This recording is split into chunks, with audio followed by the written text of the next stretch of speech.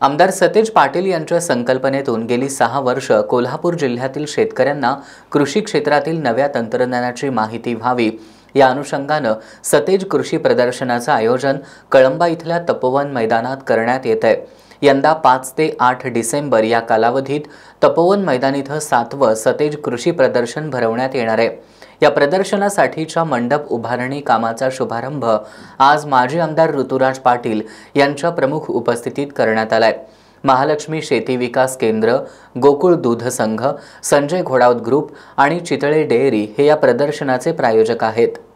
आमदार सतेज पाटील यांच्या संकल्पनेतून कोल्हापूर जिल्ह्यातील शेतकऱ्यांना नवनवीन कृषी तंत्रज्ञानाची माहिती व्हावी यासाठी गेली 6 वर्ष तपोवन मैदानावर सतेज कृषी प्रदर्शनाचे आयोजन करण्यात येत आहे।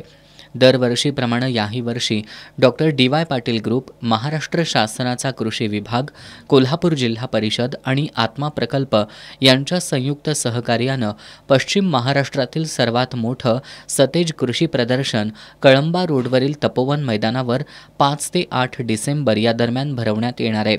या प्रदर्शनात शेतकऱ्यांना नवीन कृषी तंत्रज्ञानाची माहिती तसंच यंत्रसामुग्री, कृषीपूरक साहित्य, खतं, बी-बियाणं विक्रीसाठी उपलब्ध करून देण्यात येणार आहेत। या कृषी प्रदर्शनाच्या मंडप उभारणी कामाचा शुभारंभ आज माजी आमदार ऋतुराज पाटील यांच्या हस्ते करण्यात आला।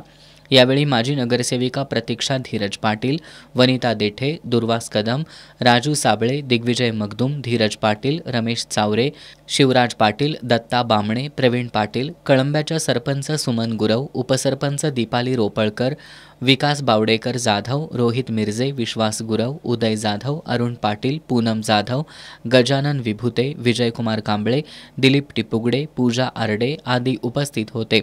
यावेळी माजी आमदार ऋतुराज पाटील यांनी प्रदर्शनाच्या नियोजनासंदर्भात माहिती घेऊन विक्री, स्टॉल्स, पार्किंग व्यवस्था या संदर्भात संबंधितांना सूचना केल्या।